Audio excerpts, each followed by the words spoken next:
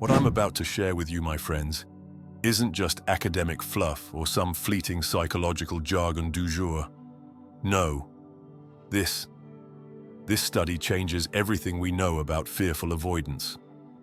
Now, if you've ever found yourself tangled in the mysterious dance of intimacy and distance, if you've loved someone who seemed to want you desperately, only to pull away just when things got good, well, this is your story too. Let me take you there.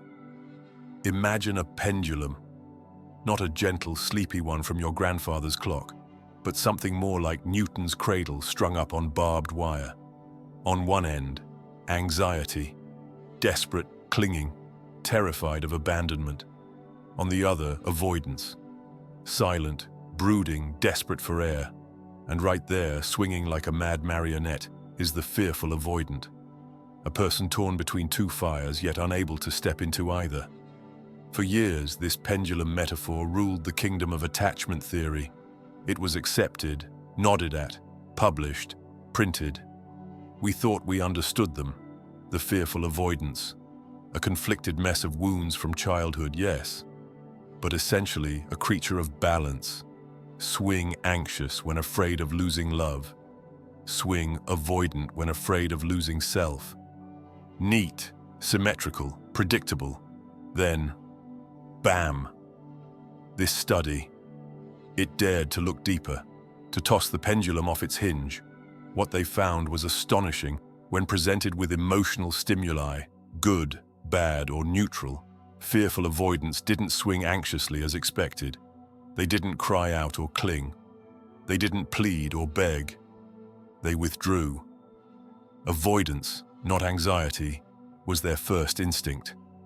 Like a turtle retreating into its shell at the mere whiff of emotion. Even love. Especially love. Now, why would someone flee from the very thing they say they want? To understand this, you need to go back. Way back. To a sailboat adrift in stormy seas. A child not more than a year or two old, left to navigate emotional hurricanes with no compass, no anchor, no warm arms to rock them back to safety. Their caregivers, inconsistent, overwhelmed, or simply absent, offered no shelter. No regulated rhythm of reassurance. So the child learned, if I am to survive these seas, I must sail alone. This is the fearful avoidance blueprint. Independence not as empowerment, but as a life vest. Let me tell you a story. Imagine a boy named Samuel. Quiet, clever, cautious. His mother cried often, his father yelled more. Sometimes they were kind. Sometimes they vanished, into work, into wine, into silence. When Samuel cried, he was told to be strong. When he reached out, he was told to grow up. So, Samuel learned to soothe himself, learned that closeness was conditional. He grew up believing love meant unpredictability. And unpredictability, that was danger. So as an adult, when he met someone wonderful, someone warm, Samuel felt drawn, and yet at the same time compelled to flee. Ah, you say, but that sounds like a dismissive avoidant. Quite right. But here's the twist. Samuel wanted the closeness. He just didn't trust it. That's the difference. A dismissive avoidant devalues intimacy. A fearful avoidant craves it. But both run. The fearful avoidant just cries as they flee. You see, they're not cold. They're terrified. Now, let's talk about this inner war. Fearful avoidants are often called relationship chameleons. 1 minute warm, next minute gone. You date them, it feels like you're dating two people. Dr. Jekyll, Mr. Hyde. One self desperately wants you to stay. The other self is whispering, "Run before they hurt you." And the irony? When they do push you away, a secret part of them hopes you'll follow, that you'll fight for them, that you'll prove them wrong. But if you don't, if you too walk away, their anxious side flares. Panic sets in. They reach out, pleading for connection. And once you return, they push you again. Thus, the cycle. But this new research suggests that even that desperate reaching out is often a secondary response. The first instinct? Avoid. Always avoid. This changes the game.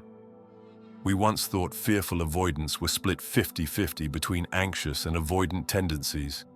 But what if the foundation is almost entirely avoidant, with anxiety only erupting when avoidance fails? Now, allow me a little wit here, if you please. It's like trying to train a cat to fetch. You can convince yourself it's going to happen. You can throw the ball. But more often than not, the cat just blinks, flicks its tail and walks off. Not today, human. That's the fearful avoidant for you. You think you've reached them, cracked their code. Then, poof, gone.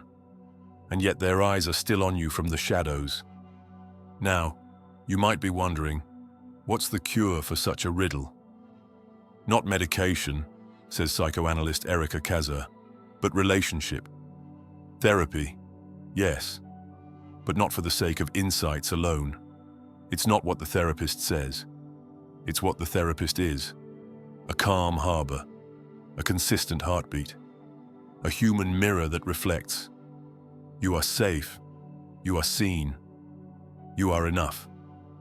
A fearful avoidant, placed in the right hands, can begin to chart new maps, to learn that connection doesn't have to mean catastrophe, that intimacy isn't the enemy of independence. But here's the catch. If they leave the therapist's office and return to a world of chaos, friends who manipulate, lovers who gaslight, family who re-traumatize, then the work is undone. It's like trying to keep a candle lit in a hurricane. So what must be done? Well, if you are a fearful avoidant, here is my counsel. Do the therapy, but also prune the garden. Rid yourself of the thorny relationships that slice you open. Seek out those with secure hearts, people who are calm, stable, predictable, in the best sense.